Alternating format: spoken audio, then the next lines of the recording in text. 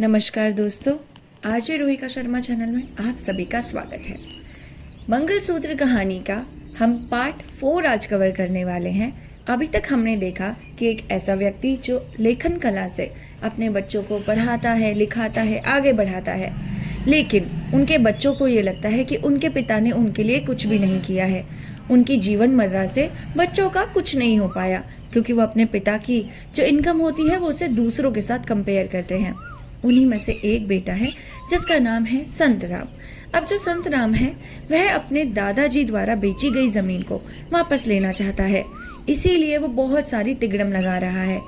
इसी बीच उसका दोस्त उसे बताता है कि संत राम को जज की बेटी को पटाना होगा जिसका नाम है तिब्बी। अब संत राम जो है वो वैसे तो कैरेक्टर से लूज नहीं है, लेकिन फिर भी पैसों के लिए वो कुछ भी करने को राजी है। शादीशुदा होते हुए भी संत राम तिब्बी को अपनी झांसे में लेने की पूरी कोशिश कर रहा है, लेकिन तिब्बी अभी उसे साफ साफ मना कर देती है कि वो उसके लायक तो बिल्कुल भी नहीं, और तिब्बी एक ऐसे इंसान को ढूंढ रही है जो उसे बिल्कुल डाउन टू अर्थ लगे। तो चलिए कहानी को आगे से कंटिन्यू करते हैं। तिब्बी के प्रभाव प्रतिभावान मुखमंडल पर प्राय चंचलता झलकती रहती थी।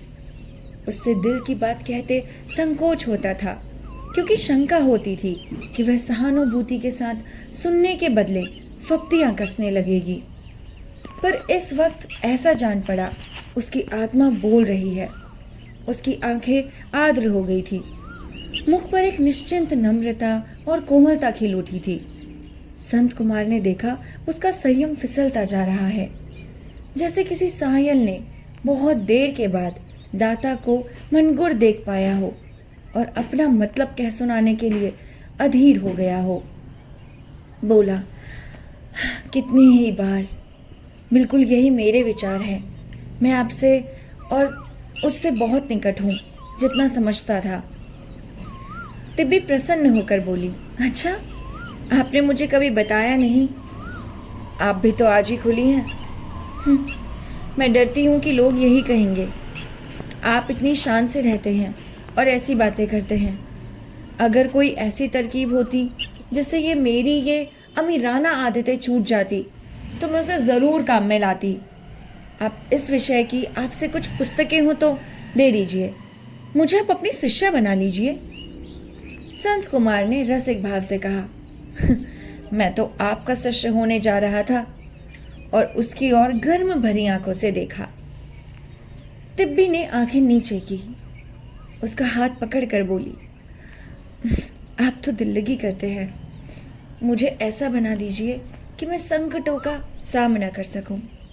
मुझे बार बार खटकता है, अगर मैं स्त्री ना होती तो मेरा मन इतना दुर्बल ना होता।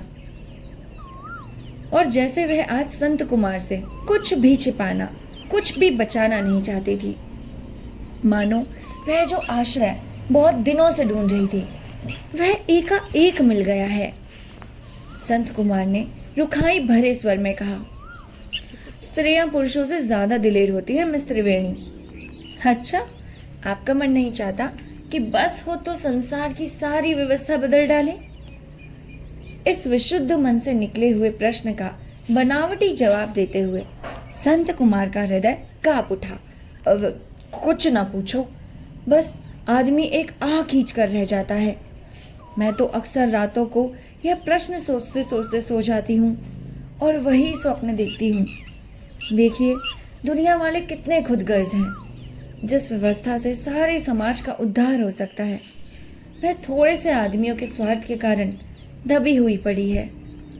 संत कुमार ने उतरे हुए मुख से कहा, उसका समय आ रहा है, और उठ खड़े हुए। यहाँ की वायु में जैसे उनका दम घुटने लगा था। उसका कपटी मन इस निष्कपट सरल वातावरण में अपनी अधमता के ज्ञान से दबा जा रहा था, जैसे किसी धर्मनिष्ठ मन में अधर्म विचार घुस गया हो, पर वह कोई आश्रय न पा रहा हो। तिब्बी ने आग्रह किया, कुछ और देर बैठिए ना। आज आज्ञा दीजिए मिस त्रिवेणी, फिर कभी आऊँगा। कब आएंगे? जल्दी ही आऊँगा। काश मैं आपका जीवन सुखी बना सकती।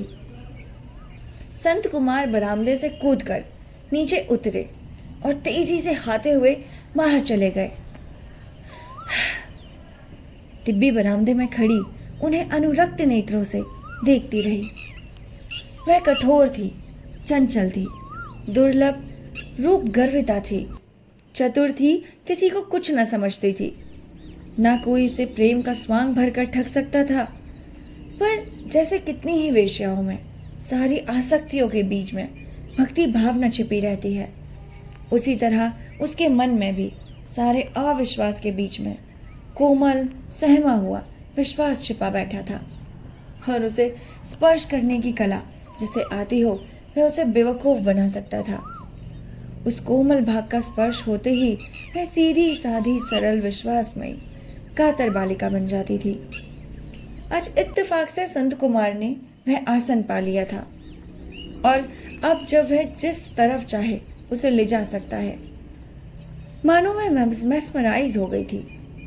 संत कुमार में उसे कोई दोष नहीं नजर आ रहा था। अभागिनी पुष्पा इस सक्त पुरुष का जीवन कैसा नष्ट किए जा रही है। इन्हें तो ऐसी संगनी चाहिए जिन्हें प्रोत्साहित करे, हमेशा इनके पीछे पीछे रहे। पुष्पा नहीं जानती वह इनके जीवन का राहु बनकर समाज का कितना अनिष्ट कर रही है, और इतने पर भी संत कुमार का उसे गले बांधे रखना देवत्व से कम नहीं। उनकी वह कौन सी सेवा करे, कैसा उनका जीवन सुखी करे। अब संत कुमार यहाँ से चले तो उनका हृदय आकाश में था। इतनी जल्दी देवी से उन्हें वरदान मिलेगा, इसकी उन्हें आशा न थी। कुछ तकदीर नहीं जोर मारा, नहीं तो जो युवती अच्छे अच्छों को उंगलियों पर नचाती है उन पर क्यों इतनी भक्ति करती। अब उन्हें विलंब न करना चाहिए। जाने कौन जाने कब तिब्बी विरुद्ध हो जाए, और यह 2 ही 4 मुलाकातें होने वाली हैं। तिब्बी ने उन्हें कार्य क्षेत्र में आगे बढ़ने की प्रेरणा करेगी और वे पीछे हटेंगे। वही मतभेद हो जाएगा। यहाँ से वह सीधे मिस्टर सिन्हा के घर पहुंचे। अब शाम हो गई थी, कोहरा पड़ना शुरू हो गया। मिस्टर सिन्हा सजे सजाए कहीं जाने को तैयार खड़े थे। इन्हें देखता ही पूछा, किधर से? अरे वहीं से, आज तो रंग जम गया। सच? हाँ जी। उस पर तो जैसे मैंने जादू की लकड़ी फेर दी हो। ओहो, फिर क्या बाजी मार ली? अपने फादर से आज ही जिक्र छेड़ो। आपको भी मेरे साथ चलना पड़ेगा। हाँ हाँ, मैं तो चलूंगा ही, मगर तुम तो बड़े खुशनसीब निकले। यह मिस कामत तो मुझसे सचमुच आशिकी करना चाहती है। मैं तो स्वांग रचता हूँ और वह समझती है कि मैं उसका सच्चा प्रेमी हूँ। जरा आजकल उसे देखो, मारे गुरूर के जमीन पर पाँव ही नहीं रखती। मगर एक बात है, औरत समझदार है। उसे बराबर यह चिंता रहती है कि मैं उसके हाथ से न निकल जाऊं, इसलिए मेरी बड़ी खातिरदारी करती है और बनाव श्रृंगार से कुदरत की कमी जितनी पूरी हो सकती है उतनी करती है। और अगर कोई अच्छी रकम मिल जाए तो शादी कर लेने में क्या हरज है। संत कुमार को आश्चर्य हुआ। तुम तो उसकी सूरत से बेजार थे ना? हाँ, अब भी हूँ, लेकिन रुपए की जो शर्त है, डॉक्टर साहब 20-25 हजार मेरी नजर कर दें तो मैं शादी कर लूं। शादी कर लेने में से उसके हाथ तो बिका नहीं जाता। दूसरे दिन दोनों मित्रों ने देव कुमार के सामने मंसूबे रख दिए। देव कुमार को एक क्षण तक तो अपने कानों पर विश्वास न था। उन्होंने स्वच्छंद निर्भीक निष्कपट जिंदगी व्यतीत की थी। कलाकारों में एक अच्छे तरह का जो आत्माभिमान होता है, उसने सदैव उसे ढाढ़स दिया था। उन्होंने तकलीफें उठाई थी, फाके भी किए थे, अपमान सहे थे, लेकिन कभी अपनी आत्मा को कलुषित न किया था। जिंदगी में कभी अदालत के द्वार तक नहीं गए। बोले, मुझे खेद होता है कि तुम मुझसे ये प्रस्ताव कैसे कर सकते हो, और इससे ज्यादा दुख इस बात का है कि ऐसी कुटिल चाल तुम्हारे मन में आई क्यों कर। संत कुमार ने निसंकोच भाव से कहा, जरूरत सबको सिखा देती है। स्वरक्षा प्रकृति का पहला नियम है। वह जायदाद जो आपने 20,000 में दे दी, आज 2 लाख से कम नहीं है। वह 2 लाख की नहीं, 10 लाख की हो, मेरे लिए वह आत्मा को बेचने का प्रश्न है। मैं थोड़े से रुपए के लिए अपनी आत्मा नहीं बेच सकता। दोनों मित्रों ने एक दूसरे की ओर देखा और मुस्कुराए। कितनी पुरानी दलील है और कितना लचर। आत्मा जैसी चीज है कहाँ? और जब सारा संसार धोखाधड़ी पर चल रहा है तो आत्मा कहाँ रही? अगर 100 रुपये कर्ज देकर 1000 वसूल करना अधर्म नहीं है, अगर 1,00,000 नमीजन फाकाकश मजदूरों की कमाई पर एक सेठ का चयन करना अधर्म नहीं है, तो एक पुरानी कागजी कार्यवाही को रद्द कराने का प्रयत्न क्यों अधर्म है? संत कुमार ने तीखे स्वर में कहा, अगर आप इसे आत्मा का बेचना कहते हैं तो बेचना पड़ेगा। इसके सिवा दूसरा कोई उपाय नहीं है। और आप इस दृष्टि में इस मामले को देखते ही क्यों हैं? धर्म वह है जिससे समाज का हित हो, अधर्म वह है जिससे समाज का अहित हो। इससे समाज का कौन सा अहित हो जाएगा? आप यह बता सकते हैं हमें? देव कुमार ने सतर्क होकर कहा, समाज अपनी मर्यादाओं पर टिका हुआ है। उन मर्यादाओं को तोड़ दो और समाज का अंत हो जाएगा, समझे? दोनों तरफ से शास्त्रार्थ होने लगे।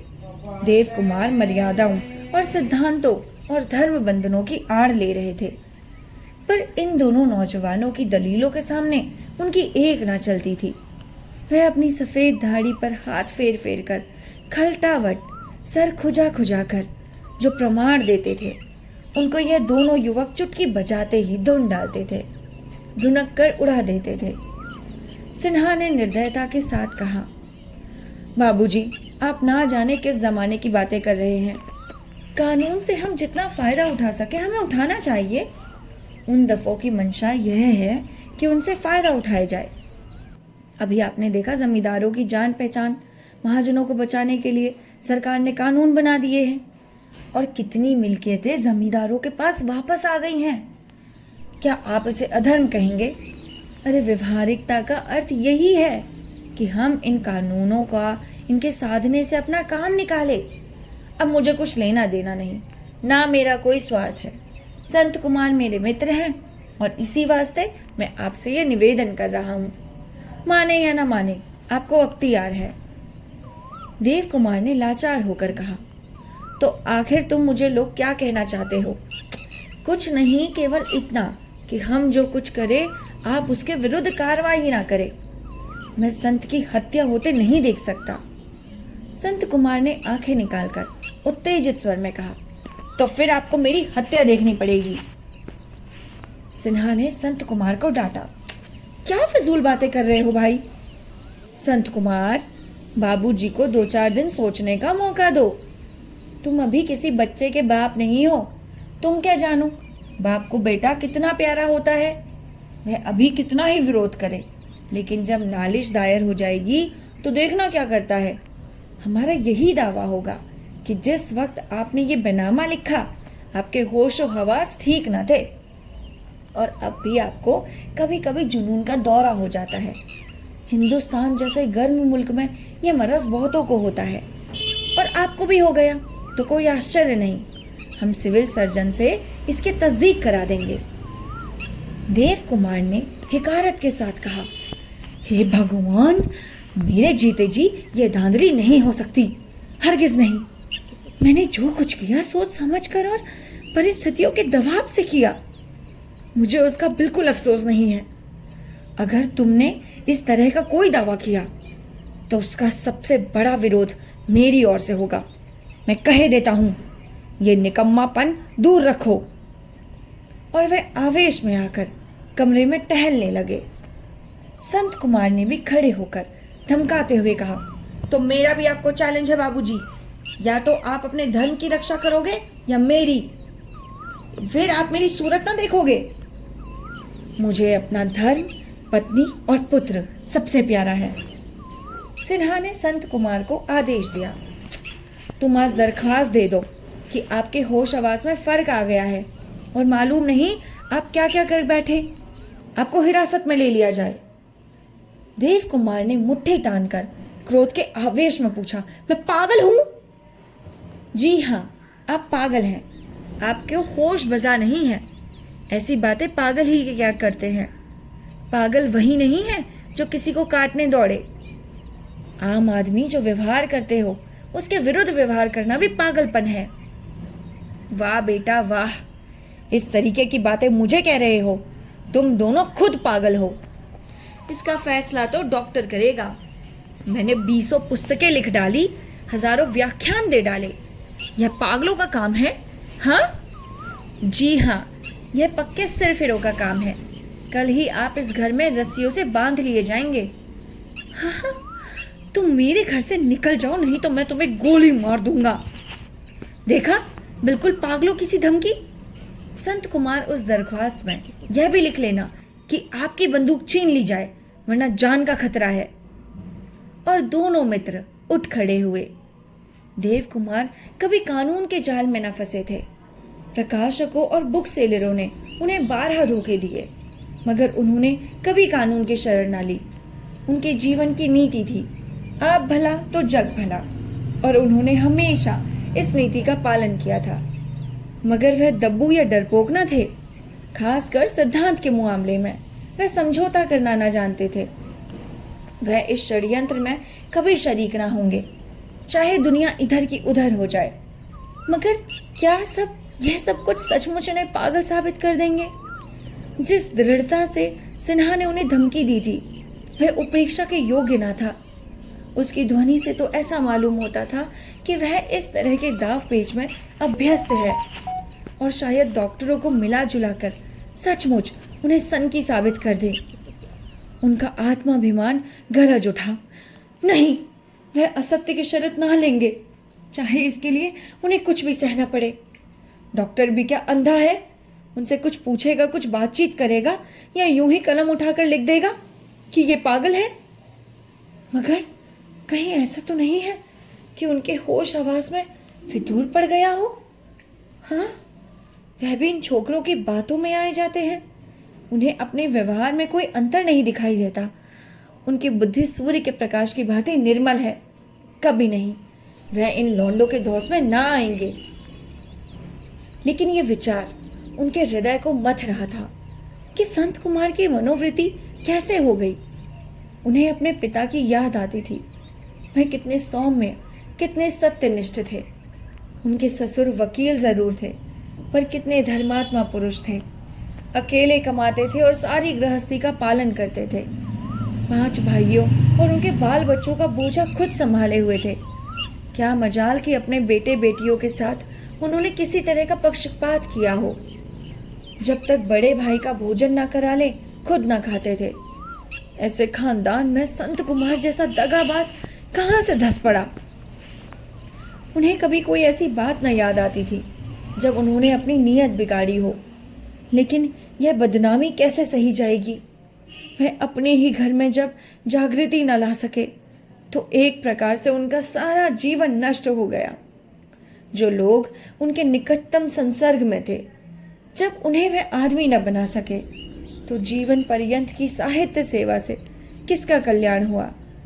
जब यह मुकदमा दायर होगा, उस वक्त वह किसे दिखा सकेंगे? उन्होंने धन न कमाया, पर यश तो संचय किया ही।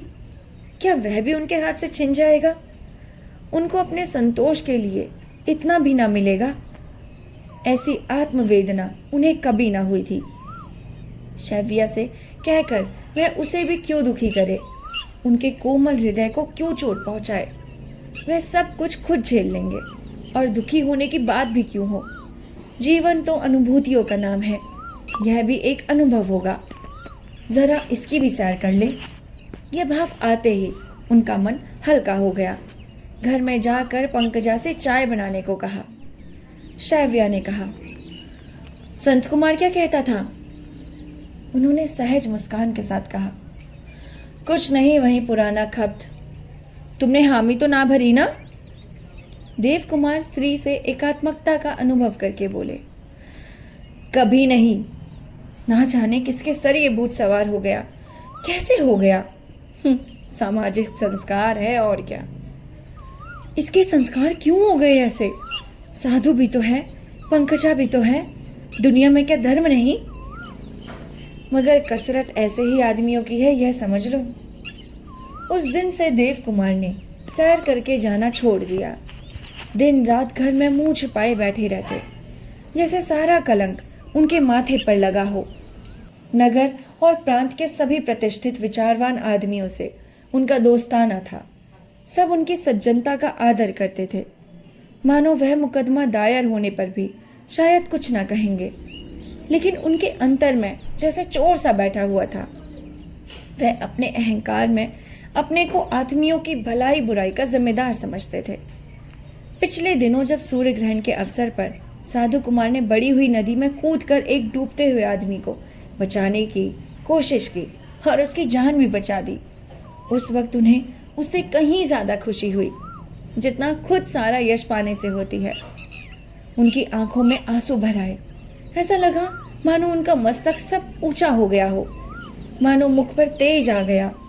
वही लोग जब संत कुमार की चितकबरी आलोचना करेंगे तो वे कैसे सुनेंगे। इस तरह 1 महीना गुजर गया और संत कुमार ने मुकदमा दायर ना किया।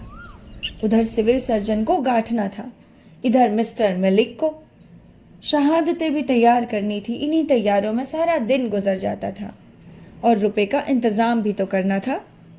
देव कुमार सहयोग करते तो यह सबसे बड़ी बाधा हट जाती और उनके विरोध में कोई समस्या ना होती, लेकिन उनके विरोध ने तो समस्या को और जटिल कर दिया। संत कुमार कभी कभी निराश हो जाता, कुछ समझ में ना आता कि क्या करे।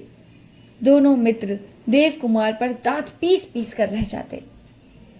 संत कुमार कहता, जी चाहता है उन्हें गोली मार दूं। मैं इन्हें अपना बाप नहीं शत्रु समझता हूं। सिन्हा समझाता, मेरे दिल में तो भाई उनकी इज्जत होती है। अपने स्वार्थ के लिए आदमी नीचे से नीचा काम करता है, पर त्यागियों और सत्यवादियों का आदर तो दिल में ही होता है। ना जाने तुम्हें उन पर कैसे गुस्सा आता है। जो व्यक्ति सत्य के लिए बड़े से बड़ा कष्ट सहने के लिए तैयार हो जाए, वह पूजने के लायक है। ऐसी बातों से मेरा जीना जलाओ सिन्हा। तुम चाहते तो वह हजरत अब तक पागल खाने में होते। मैं ना जानता था तुम इतने भावुक हो। अरे उन्हें पागल खाने भेजना इतना आसान नहीं है जितना तुम समझते हो, और इसकी जरूरत भी नहीं है। हम सब साबित करना चाहते हैं बस कि जिस वक्त बैनामा हुआ वह अपने होशो हवास में ना थे। इसके लिए शहादतों की जरूरत है। वह अब भी उसी दिशा में है। इसे साबित करने के लिए डॉक्टर चाहिए, और मिस्टर कामत भी यह लिखने का साहस नहीं रखते कि तुम्हारे पिताजी पागल हैं। पंडित देव कुमार को धमकियों से झुकाना तो असंभव था, मगर तर्क के सामने उनकी गर्दन आप ही आप झुक जाती थी। इन दिनों वह यही सोचते रहते कि संसार की क्यों व्यवस्था क्यों है। कर्म और संसार का आश्रय लेकर वह कहीं ना पहुंच पाते। सर्वात्मा भाव से भी उनकी गुत्थी न सुलझती थी। अगर सारा विश्व एकात्म है तो फिर यह भेद क्यों?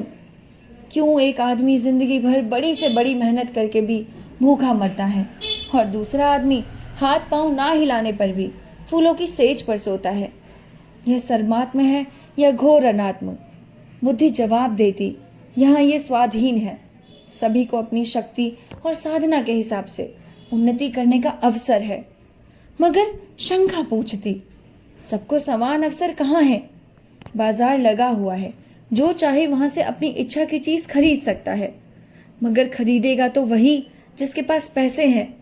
और जब सबके पास पैसे नहीं है तो सबका बराबर का अधिकार कैसे माना जाए? इस तरह का आत्ममंथन उनके जीवन में कभी ना हुआ था।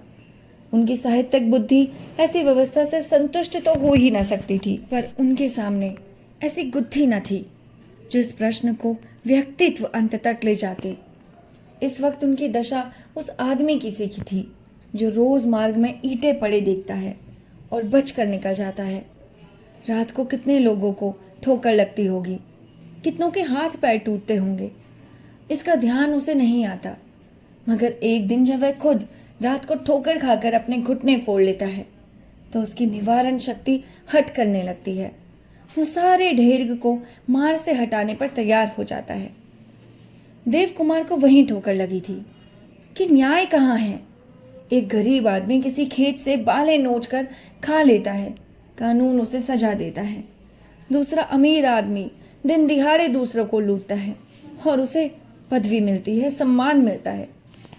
कुछ आदमी तरह तरह के हरकतें करते हैं, निरीह दुर्बल मजदूरों पर आतंक जमाते हैं, उन्हें अपना गुलाम बना लेते हैं, लगान और टैक्स वसूल और कितने ही नामों से उसे लूटना शुरू करते।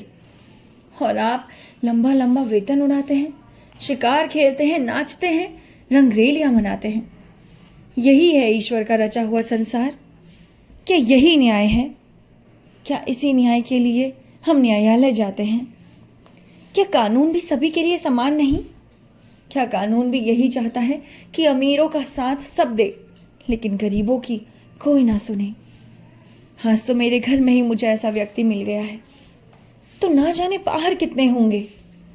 क्या क्या सब इसी तरीके से जी रहे हैं? मुझे जितने धोखे मिले उनसे मैंने यही सोचा कि अगर बुरे लोग हैं तो अच्छे भी हैं, लेकिन आज तो मेरे घर में ही इस प्रकार के लोग हैं। कहानी का 4th पार्ट यहीं पर ही खत्म होता है। इसको आगे कंटिन्यू करेंगे पार्ट 5 के साथ, लेकिन आप हमारी वीडियो को शेयर करना बिल्कुल ना भूलें।